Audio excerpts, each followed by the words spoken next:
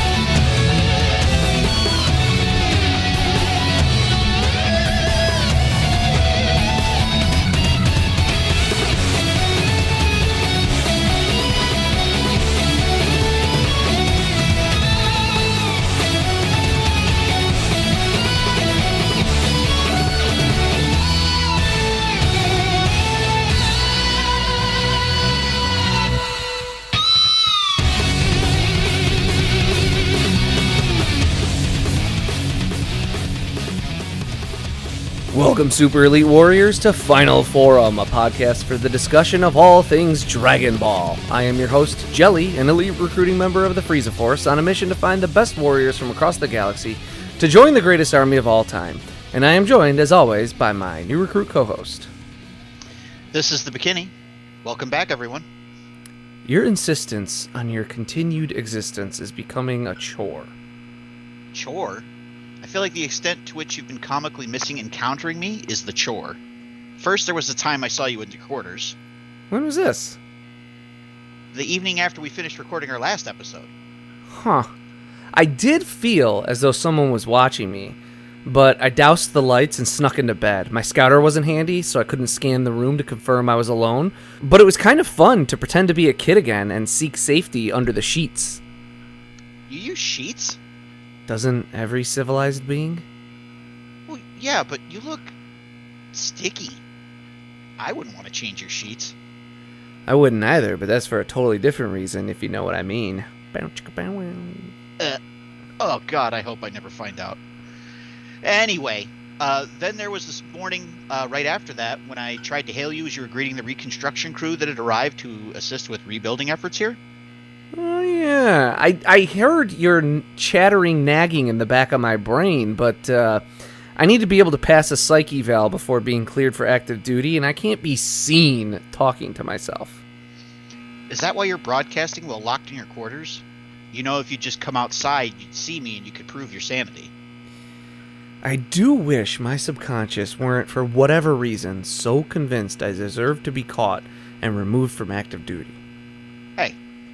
Isn't you broadcasting this to the entire cosmos, admitting that you think you're insane? Which is far worse than just stepping outside and maybe having a construction worker see you looking around? Shh. All the listeners out there think this is a bit. It'll be great for ratings. Ratings? Do we even have ratings? We should. Our episodes always end with us telling our listeners to rate, review, and share the episodes around. But what if nobody listens to the endings of our episodes because they know it's a canned outro? Well, good thing I'm shamelessly plugging for some good ratings and reviews right now, then. For fledgling podcasts like ours, they really help a lot. Isn't this like our 30th episode? Didn't we battle one another to the death? How are we fledgling? For all I know, with how this gets partitioned out by the Frieza Force communications team, this is our 50th episode, or our 500th, or our 5th.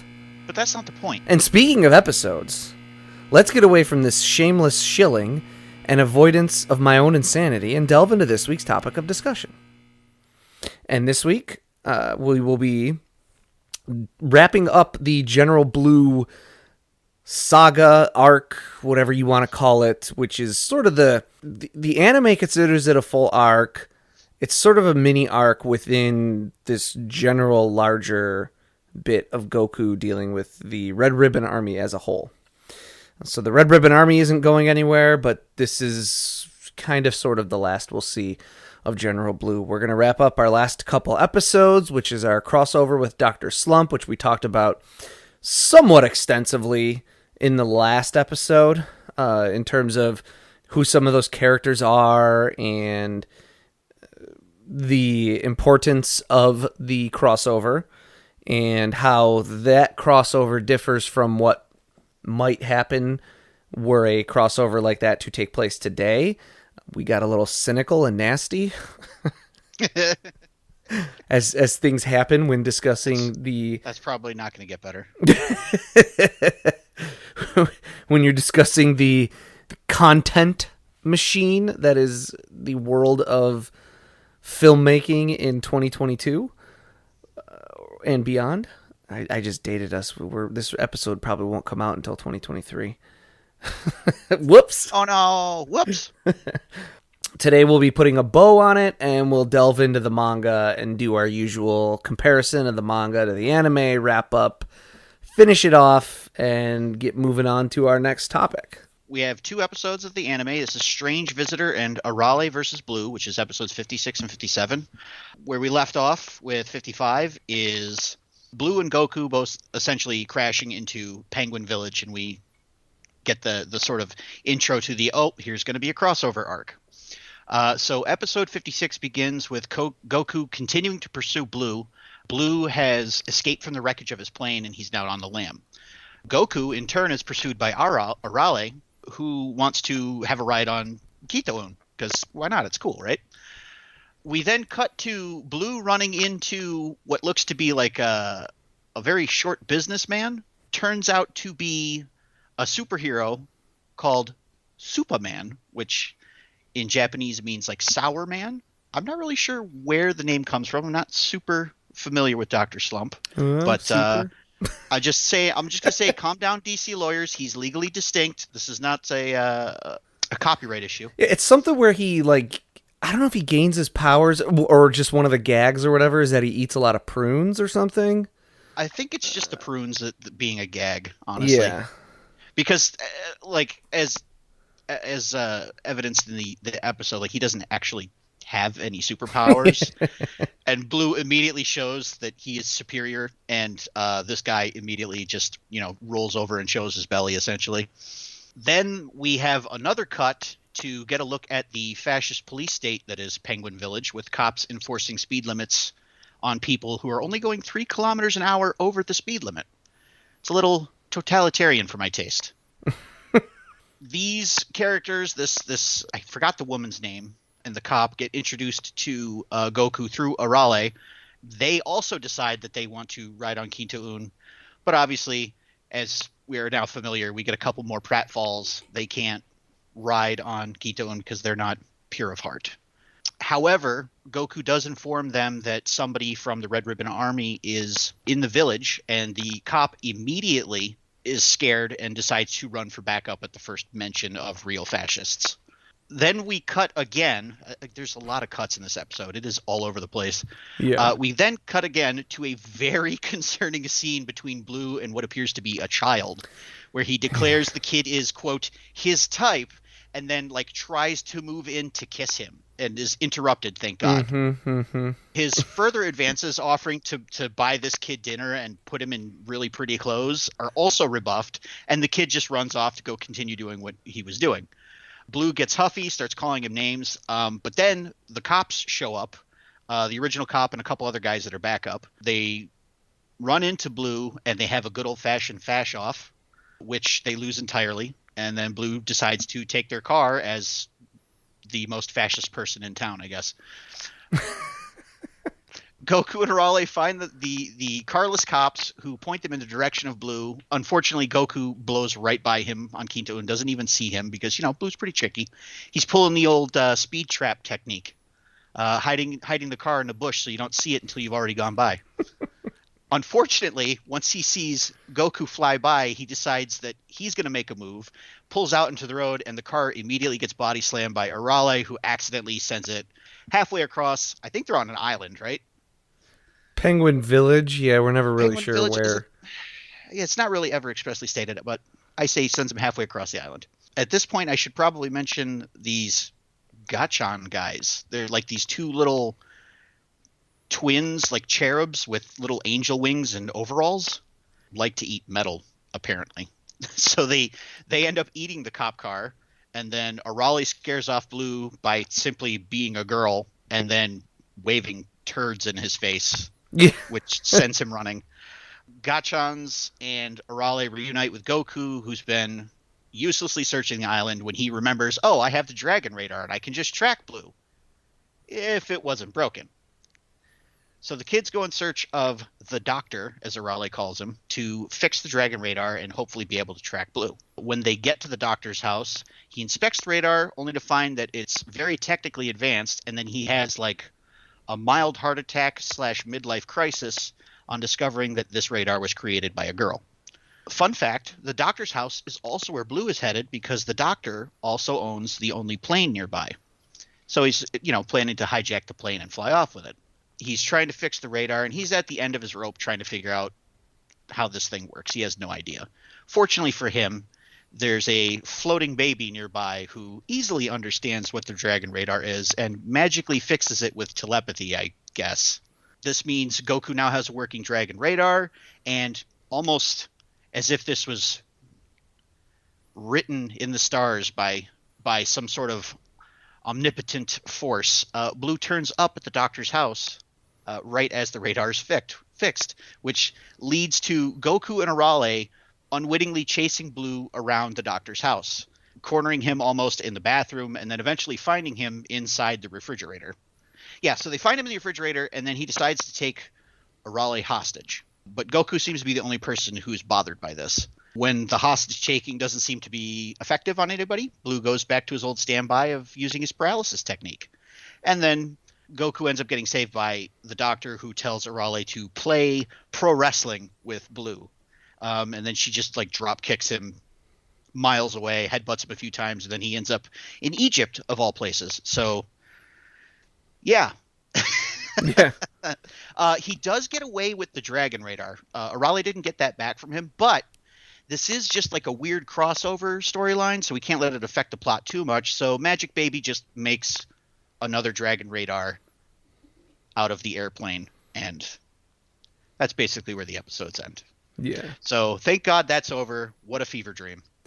There's a lot of fun stuff in there though, right? Though, like there's a lot of good stuff in there, but there was a lot of like really disturbing stuff in here too. Yeah. So we talked. I think we talked about the General Blue thing in our General Blue episode, where we talked about him being drawn as written as a homosexual character and as a caricature of one. We might have talked about it, but it bears repeating. I think that scene with him and the little boy is exclusive to the anime. Yes, it is. It was not written by Toriyama, so that bears mentioning. And also, the English language adaptation was smart enough to realize that was a step too far, even though he is a villainous character, and so maybe portraying a villainous character as a possible pederast is not the worst decision in the entire world. But the English language version has him think that the little boy is his long lost, like, dead brother Samuel. It doesn't jive completely with the visuals you're seeing on the screen at all times, but at least he's constantly like, oh, Samuel, I thought you were dead, and oh, Samuel, oh, thank goodness. And it's still got that same kind of creepy effect, but it's less uncomfortable, I guess. It was super uncomfortable when I was watching this episode. I was like, oh wow, I had completely forgotten about. I think originally I had skipped over these episodes because it's a crossover. I was like, well, I don't really know Dr. Slump. It doesn't really affect the storyline. I can probably just skip it. Right. Having watched it, and it's a little bit of a fever dream in some spots. Yeah, that scene in particular, I was just kind of taken off guard by that. I was like, wow, okay, they really went for it, apparently.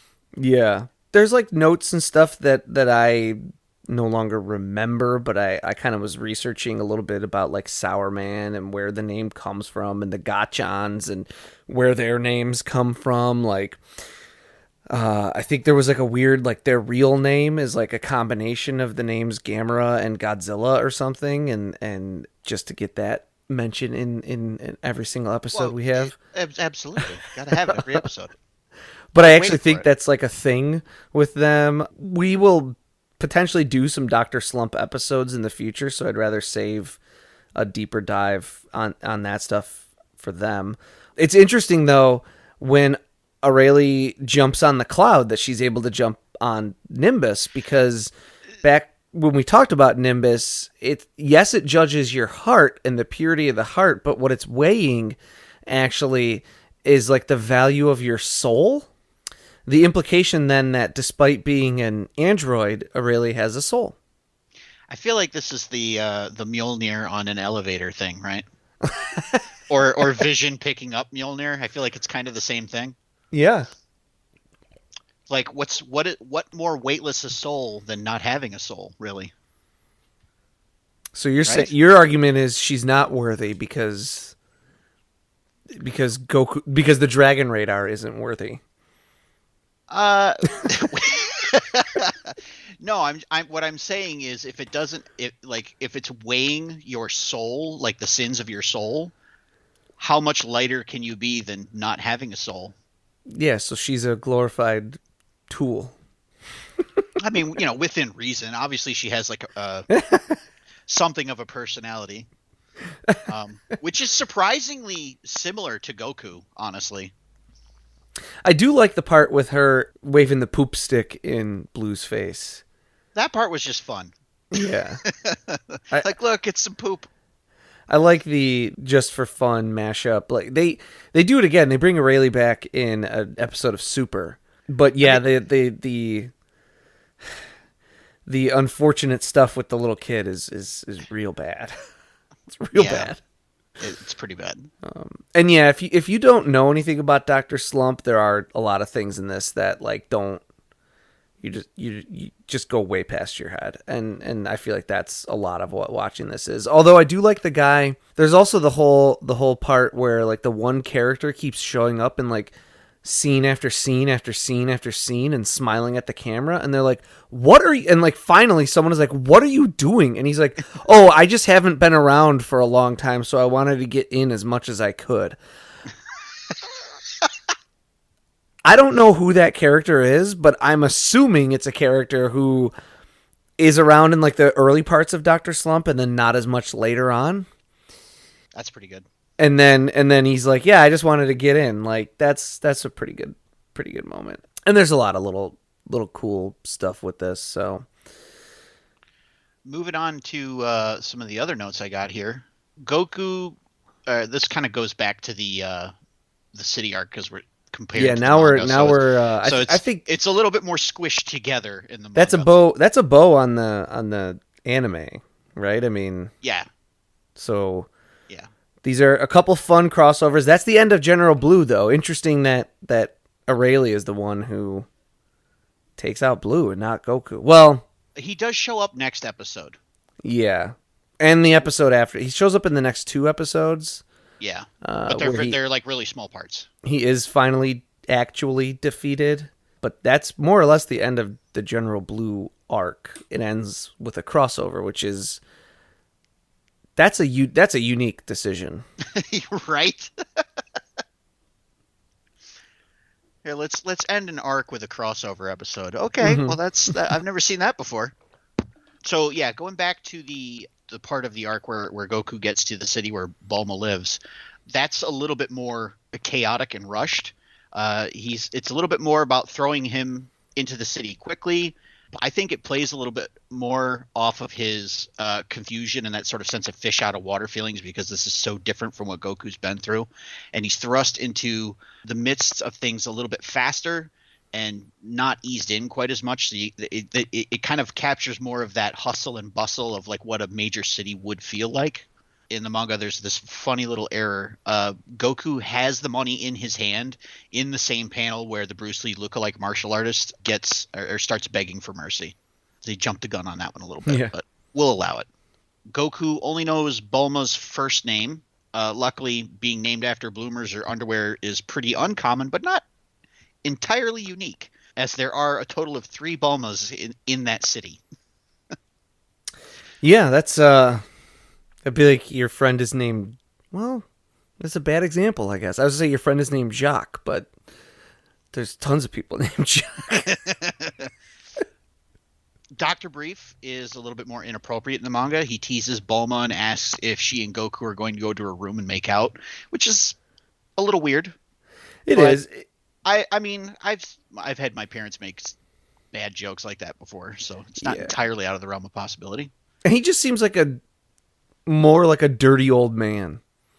You know, yeah, it's like that's definitely. We talked about that when we talked about Roshi too, about how like old men who hang around with young kids are just always seen as dirty old men in Japan. And so, yeah, in the manga, Dr. Brief just plays into that stereotype a little bit more. Between that and Blue in the anime, should I be worried about 80s Japanese culture? What is going on over there? I mean, we talked about some of that already, right? So the answer is kind of, yeah.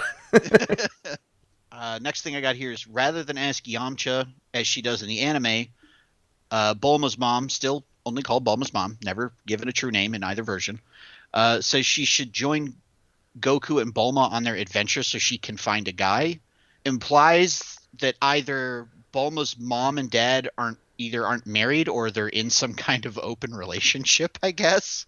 Or she just straight up wants to leave him. I'm not really sure how to take it at this point. They talk about, like, both of them talk about it, because he says something at one point about, like, wish for a girl for me or something. And she's like, Dad, That's you have right. mom. Yes. Yeah.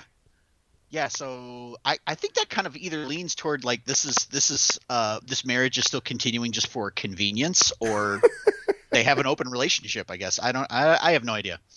I got another point here of this one's fun because I think it dates us a little bit. But there's a lot of discussion about faxing things.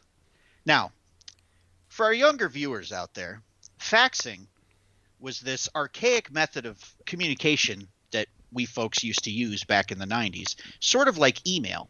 And for our very young viewers out there, email was kind of like texting, but slower.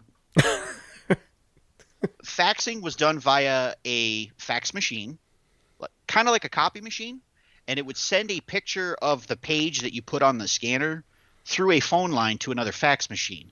Now, back to our very young viewers, a phone line are those things on telephone poles hanging around your neighborhood. People used to have them connected to their homes, and there would be a phone inside the home connected to that wire. Yes. Fax was like, when I joined the workforce, fax was just starting to be significantly phased out. But there was still a lot of use of fax. I still see it on a regular basis. A regular basis? I still get faxes from like one customer, and I am always like, who faxes anything? Breaking character for a second here. Where I actually work is our health system. We have like a health office because I work in a factory, and they still use faxes for like communicating between them and like other doctors' offices in the area in case they need to like refer somebody out to one of those places. It blows my mind that fax is still used. They're still, as far as I know, they're still used quite a bit in like healthcare. It's mind-boggling. It really is. Yeah, and that's why you'll hear like politicians push for like funding to modernize healthcare. That's why, because we're like a lot of places still use like paper files, fax machines, things like that. Yeah, I still get faxes from like one customer in my real job who will fax purchase orders over, and every once in a while will have like POs from them dropped onto my desk, and it's like it came over by fax, and I'm like, who even checks the fax machine? I'm surprised you guys have a fax machine for like one customer. It probably sits in a corner and just has never been disconnected. Everyone keeps forgetting that it's there, and occasionally it just kicks on and burps out a paper, and someone goes and picks it up. Faxing is so bizarre, like in modern times, right? Because I mean, everything that these days, I would say it has to be close to 75% of what you would fax is exists electronically in the first place, right? Like people would fax purchase orders or quotes or requests for quote or things like. They would call you and they would say, "Hey, I'm going to fax this over to you," and then like you'd go stand by the fax machine and wait for it to come through. I don't know if you're I'm sure you're probably familiar, but with the trope of like sitting on a copy machine with your bare ass and making copies of it. I saw somebody do that with a fax machine once. I don't know who they were sending it to, but I watched him sit right there on the fax machine and said, "Okay, I didn't see this. I'm just going to go back out the door I came in now." But so at least 75% of anything that you would fax exists digitally in the first place.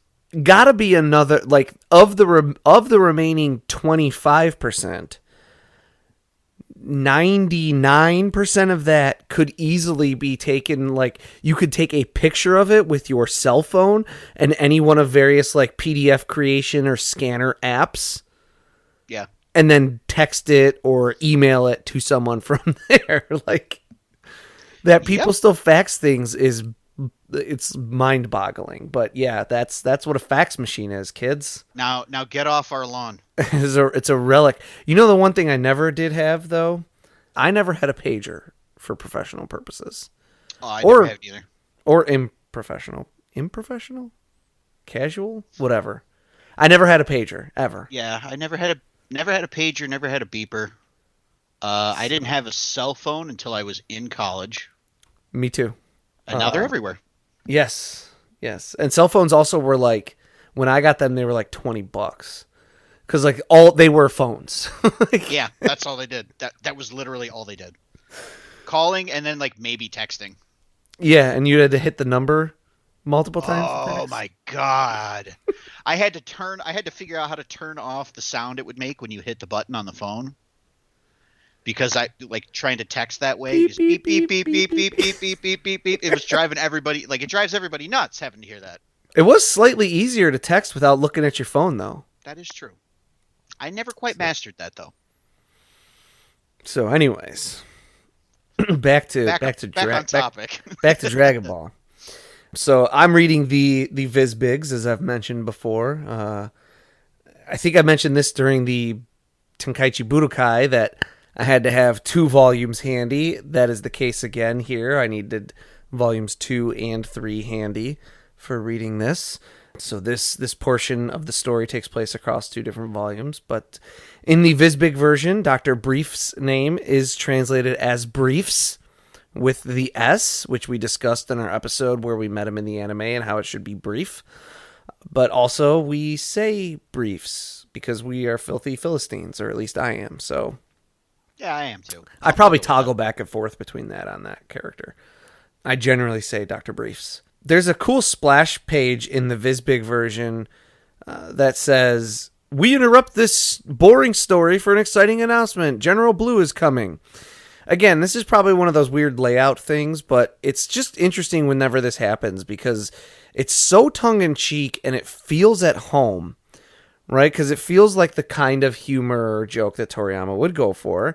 And yet, I always wonder just how much of a liberty is being taken here because Toriyama doesn't plan these things out. And if you read American comics, like I do from time to time, you know there's a tendency to put full-page ads for other things in the middle of an issue. So these pages were probably just ads originally. As someone who's never seen an original Shonen Jump manga from the 80s, I have no idea, but that's my assumption. I think that's a pretty good guess, honestly. And then continuing along, Goku calls the sea turtle Seat Hurdle, which is another potentially odd translation thing that's done for a punny joke rather than being true to the translation. The art, once we get into the scuba diving stuff, is really, really well done. I thought that was just really pretty looking. Agreed. And then I had some notes on the covers. Going back to the last time we talked about the manga, the cover of Chapter 59 is where we see the layout of Muscle Tower that shows what sorts of fighters were on each floor. You know, it shows like general infantry on the first floor, and then commanders or something like that on the second floor, which is where Goku actually enters the tower. That's the cover of chapter 59. The cover of chapter 64 has got a funny little joke. It's got our Dragon Ball characters watching Dragon Ball on TV. And Nice. then the cover of chapter 66 has like a weird bunch of game boards on it and like a maze, and it's got like it looks like a crossword puzzle and a maze. Two mirrored images that I almost wonder if they are try to find the minor differences in these two images. Oh, one of those like compare contrast little puzzles that kids have in like coloring books and stuff. Yeah. And then there's like one part of it that's just a whole bunch of Japanese text, and I'm guessing that's either instructions, although I don't think it's instructions. What I think it is because there's like the letter A, the what do you call our symbols in English? Like the English letter A? Sure, why not?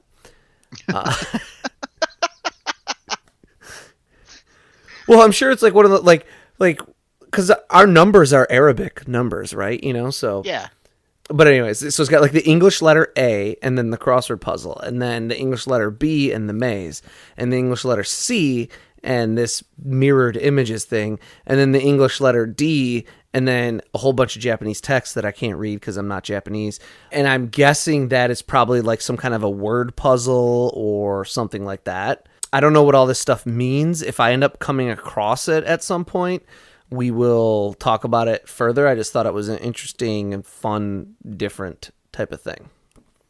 As opposed to Toriyama drawing a flying car. Funny line when the Red Ribbon Army invade Roshi's island and the commander has a gun held to launch his head, and Roshi shouts out, "Shoot! Wait! I mean, darn!"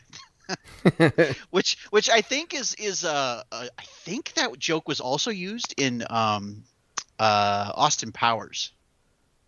I might be wrong though. Something But that seems like it would fit. You're like tickling the back of my brain here. Neurons that haven't fired in like 10, 15 years. They've been long dormant and trying to wake them up.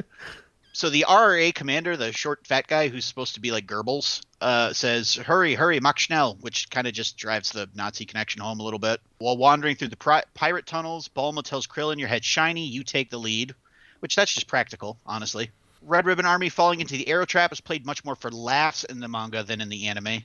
In the anime, it happens and Blue comments that his forces have been wiped out, and then he just looks for a way around the booby trap. In the manga, one of the soldiers with an arrow in his head, and therefore dead, manages to somehow tell Blue, sir, there are no survivors. I think in the anime, if there's a line about it in the anime, it's almost like it's like, oh, we've been attacked, or it's not like, oh, hey, sir, we're all dead. You know? Yeah, it's like them exclaiming that they're dying, as opposed to like a dude like perforated with arrows coming back to the commander going, we're all dead, sir. We know the anime has filler, even when it's hewing pretty close to the manga. And while the octopus stuff is more surprisingly not filler, part where they almost fall into lava and see all the skulls is filler. And it's interesting because we commented last time we talked about this, how the part was really well animated. And so it brings up the question, like, did the anime crew put more effort into the things they created versus those that they were just adapting? And I thought about this a little bit more. I think I might have an explanation for this. I'm interested. I'm curious. I wonder if the clip with them falling through the floor and almost falling in the lava was maybe used for advertisement. And they wanted to put a high quality clip out there for advertisement. That's possible. Because it kind of gives that feeling of like, oh, it's like an adventure. You're there's danger, but our heroes always manage to narrowly escape type thing. Boy, and even if it wasn't intended to be used that way, you almost wonder they just would have used it after the fact because, oh, that part looks good. Use that. Yeah. You know? Legitimately, it looked really good. The robot fight in the manga is a little longer than anticipated, as we commented during the episode of the anime, that it seems to sort of drag on. It just felt like they were padding time. There's some filler, like the moments in the control room, and then the other bits and pieces, like Bulma using a cannon to try and shoot the robot, not quite as much as you might have thought. Yeah, I noticed that. Yeah, like they do that part in the anime where they find like the controller of the robot or whatever, and he's dead. He's like a skeleton. That's not in the manga. That's in the anime only. But like, other than that, there is like they do fight up the building and all that stuff. There's not as much filler. And then also the racing back and forth, I think, is part of it too. Yeah. And then also in the anime, there's this implication that Bulma shooting the cannon is what leads to the cave collapse. But in the manga, the cave losing its integrity is much more tied to Goku destroying the robot itself.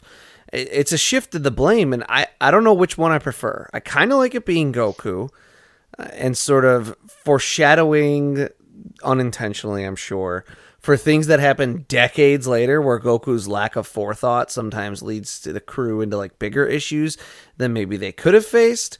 But it also makes maybe a little bit more sense if it's like someone wildly firing a cannon haphazardly as opposed and like accidentally hitting some pillar or whatever, as opposed to just like a robot blowing up in the middle of a cave. Yeah, me personally, I think it makes more sense to have Bulma do it because it's more her personality to panic in a high-stress situation like this.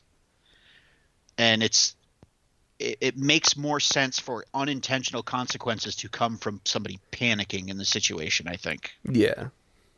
But that's like a pretty nitpicky thing, honestly. Right.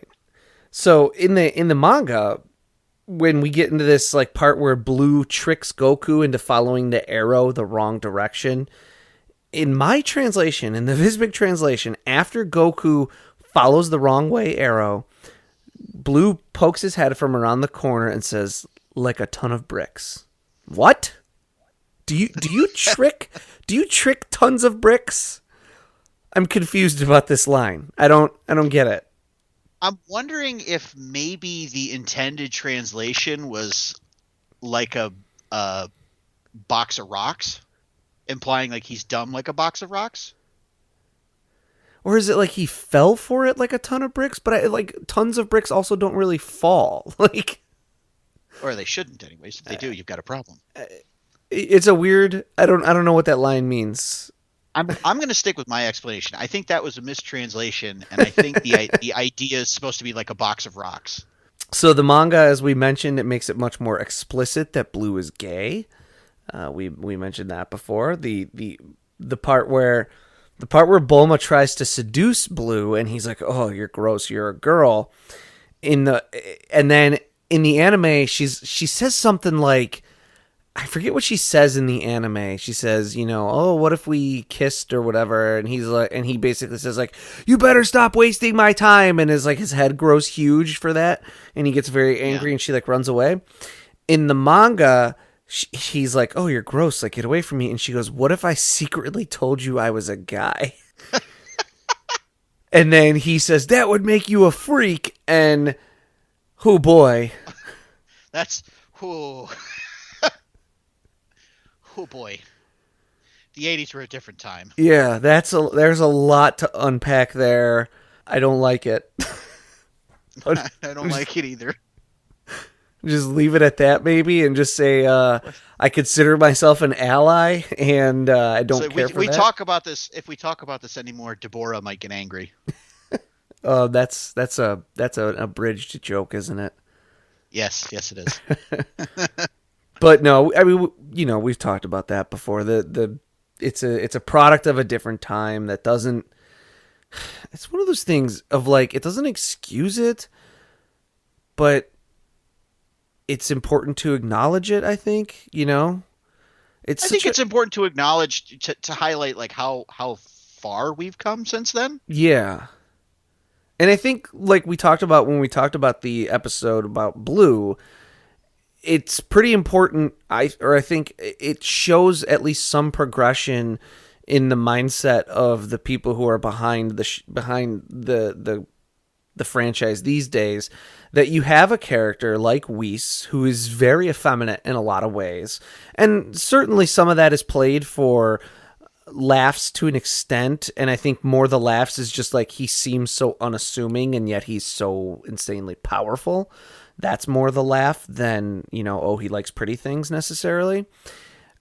I think it's important that, or shows a sign of progress and progression that you have that character, and he's never ridiculed for his, more effeminate qualities. It shows that there has been an understanding of some of this stuff not being okay. Yeah. Continuing along, Goku does his rock, paper, scissors thing, and, says rock, but hits Blue with the scissors, and Blue's like, you said it'd be rock. And I love this moment because he essentially pulled the bait and switch on Goku earlier, but then when it happens to him, it's suddenly unfair, which, I mean, that's what fascists do. Mm-hmm. Yeah, I liked your discussion of the he runs away from the real fascist, and I was like, just like fascists would. So who's the real fascist? There's some fun little subtext in there if you really look for it. Bulma at one point in the manga says she doesn't want to die because she hasn't had her first kiss yet. Poor Yamcha, I guess. Oh, that guy hasn't even kissed her, and she's already ruining his life. They were dating at the end of the last time we kind of saw them, right? Yeah. Well, so I think this ties into the idea that dating in, especially for what Bulma's age would be, which I think is 15, 16, right? Yeah. Yeah, and this is a pretty common trope in a lot of anime that boys and girls of that age, when they start dating, they don't even holding hands is oh, that's a major thing. We can't just hold hands. So I mean, it kind of makes sense in that context, I think. But yeah, it's still a little bit really, you didn't do anything with Yamcha. Although that's a peek into the mind of Toriyama too, right? Because he always says he's a very traditional person, right? Yeah, that's true. Despite him seeming, a little bit progressive in some of the things he writes, he made his maid, or I guess maybe they chose together that his wife would stop working when she got married because it's the traditional thing to do in Japan. So when it comes to matters of the heart, Toriyama's a fairly traditional guy. And then when Bulma pulls the diamond out of her pocket, if you will. Good phrasing. Krillin gives it a good little sniff. A, ha ha ha. B, That's Krillin's so terrible. Krillin's don't got a nose.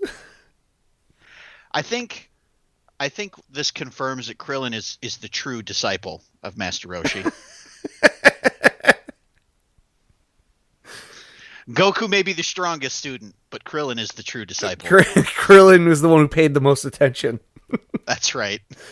And then later on, there's when Blue ties them all up and is gonna set the bomb off. But right before that, when Bulma pulls the diamond out, what is it? Isn't there a line too where Krillin says "Oh, I didn't even see the bulge" or something Yeah, or does he say really... I saw a bulge and I thought it was something else? He says something, right? It's not great. Whatever it is, it's not great. But so Launch pops up and she's like, I'll take that. And it's it's Evil Launch. So Evil Launch has just been hanging around this whole time being friendly with Roshi. Yeah, that seems a little out of character. I'm wondering if this is if it was just a I guess ease of writing situation there. Maybe. Didn't want to show her actually sneezing. Yeah, or it might save him a couple panels. Yeah. Blue, when he's stealing the diamond and everything, he says "Afitashang," which is, again, just driving that Nazism home. One of the covers, I think it's one of the covers. And let me see if I can find out which one it is just by glancing real quick. It's pretty cool. It's got Arale and Goku in swapped clothing. Nice. It's a cool illustration, and if it's not one of the covers, it's one of those things that was in one of those random kind of splash pages. Oh no, it's the cover of chapter 83. Has Goku wearing a hat that says Goku and with the wings on it. and he's got like little suspenders on, and Arale is wearing his gi and riding on Kinto-un with the power pole across her back. So it's kind of a fun show, swapping those two characters in that way. I also think there's another illustration of it, though, maybe on one of those weird little splash pages. Don't see it offhand, just flipping through. But yeah, no, it's... So in the VisBig version, it is right before Chapter 81, which is the chapter that's all in color, that's in Penguin Village, that's like the bulk of the crossover. Yeah. It has Goku standing there wearing a hat that says Arale. So it's like a literal swap of clothing. So I just thought those were cool little illustrations, just these two characters that are very similar in swapped clothing. That kind of stuff is just always kind of fun to me. Speaking of Arale, really quick, there was something I had noticed in the anime that I wasn't sure if I wanted to bring it up because it seems like it's a little nitpicky, but she is the most barrel-chested toddler I think I've ever seen in my life. That girl is about as wide as she is tall in the anime. It's really... I don't know if it's because of the shirt or whatever, but it was just weird to see her, like, Goku walking in profile and then Arale walking behind him in profile, and she's, like, twice as wide as he is.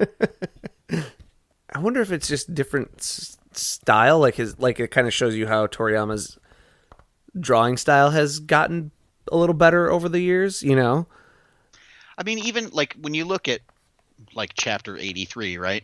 Mm-hmm. That's what I'm looking at right now. Like everything about the art is already vastly improved over the first couple chapters. Yeah.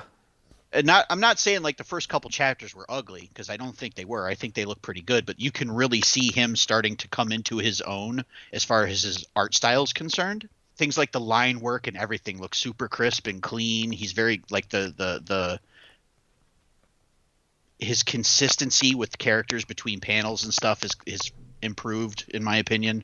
It looks really good, and we know it's going to get better looking from here, but you can already see huge improvements. Mm-hmm. Mm-hmm.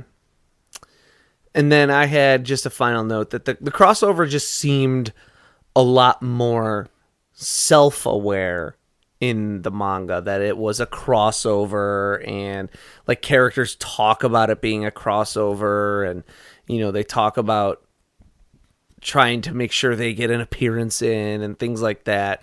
Just seemed like a little more often in the manga than in the anime. The anime is trying, and there was a note pointed out in Dragon Ball Culture, the Derek Padula book, as I was reading it, that said, like, if you pay close attention, the anime has them kind of travel through like a vortex almost to get to Penguin Village, whereas the manga just kind of has them show up a little bit more, and it's the anime trying to justify the existence of a Dr. Slump crossover, whereas the manga is just like, no, we're just doing it for fun, like. Yeah, I got you. So the anime is trying to bring the style of Dragon Ball, I think, a bit more to Dr. Slump, whereas the manga is trying to just drop a couple of Dr. Slump chapters into Dragon Ball, if that makes sense. He probably had like a couple of pages from Dr. Slump chapters that never got released, and it was just like, I haven't used them yet, so let's just edit a few things, put Goku and Blue in there, and there we go. It saves myself some time and effort. So back when we first started talking about General Blue, I mentioned that this was possibly my least favorite stuff. Okay. I don't think that opinion has changed much. I think this... Yeah, go ahead. There's parts of it that I would say I maybe like a little bit better. Like the Dr. Slump crossover maybe works a little bit better for me, getting some of the context and seeing some of the art and the way that pops and how that looks like those were some really important moments to Toriyama to kind of Dragon Ball was taking off on its own and becoming this huge thing that was going to be way more popular than Dr. Slump ever was. And for him, and Dr. Slump was popular, by the way, and for him to kind of give a little rub to the characters that kind of got him where he is nice to be able for him to be able to do that and do that kind of on his own terms, right? Yeah, and it's also kind of nice, like, for his longtime fans too, to just kind of get a nod of like, hey, remember this? Yeah, and you know, to pick up a little more readily on the Nazism and, you know, the callbacks to Joseph Goebbels and stuff like that. Like, that all is good stuff, but I preferred my existence in general when I thought that Blue was just a very effeminate character, and like the general joke was that he's a strong warrior but also just likes pretty things, as opposed to then finding out that it's because he's gay, and that that the joke is that he's gay, and a possible Peterist. Yes, which that really tanked my opinion on this story arc. I was just like, oh god. Overall, like, outside of that one very ugly bit of information, I did like the crossover. I thought it was fun. I liked how the tone shifts to more of like a gag manga once all these characters are brought into the story. As far as the ocean stuff, I thought it ran. Me personally, I thought it ran a little long.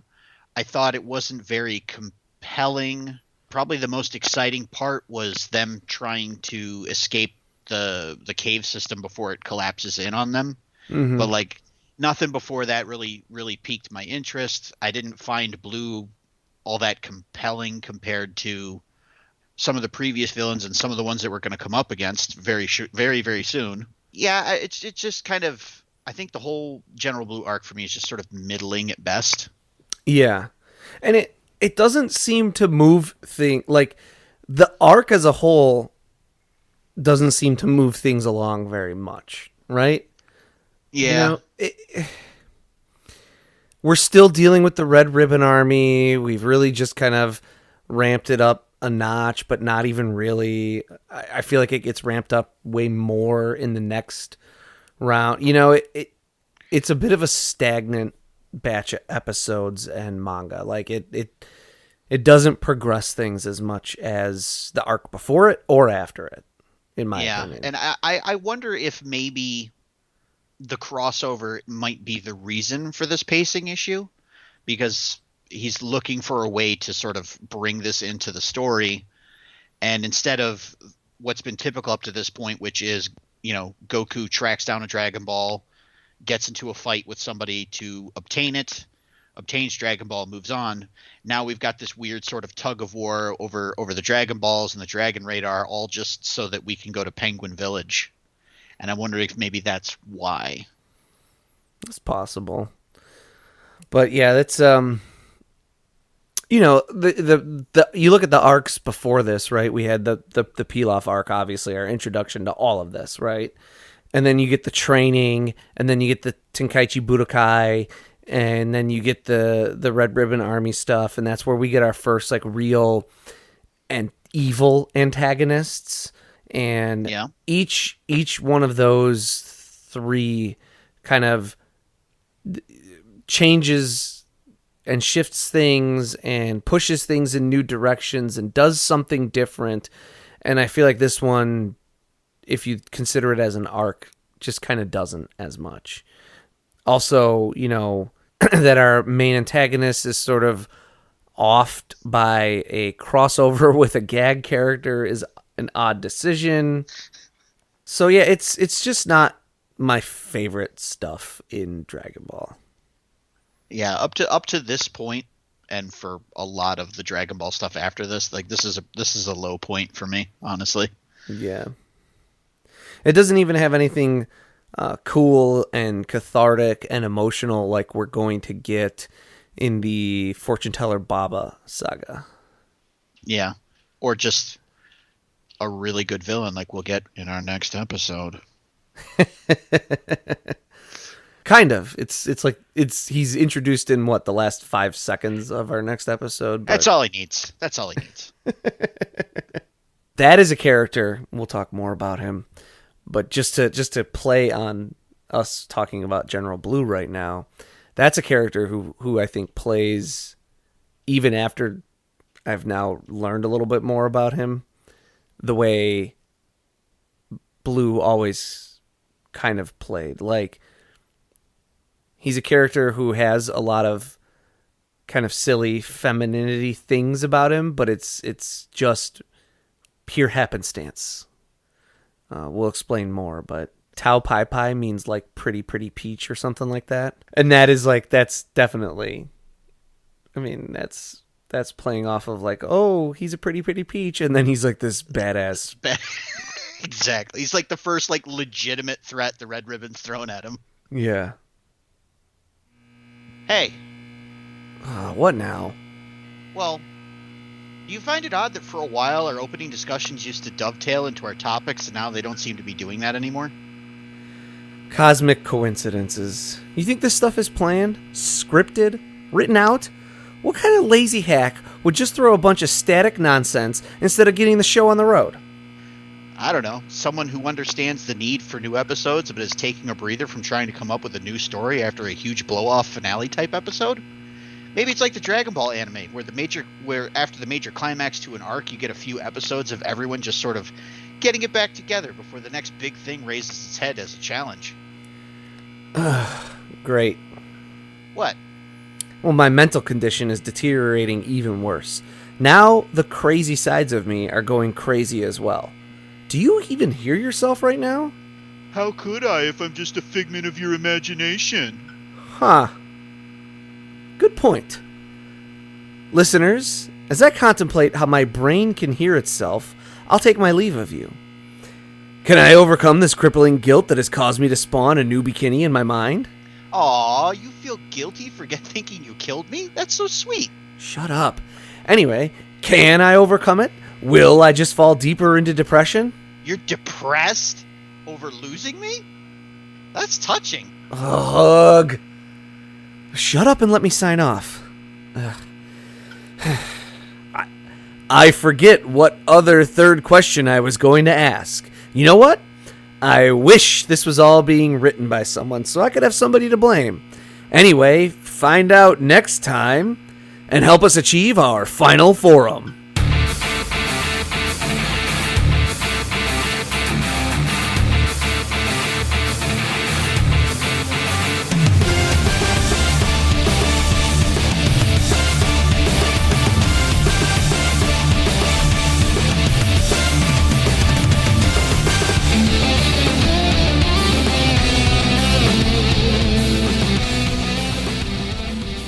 Final Form is written and produced by Tom Gwelly.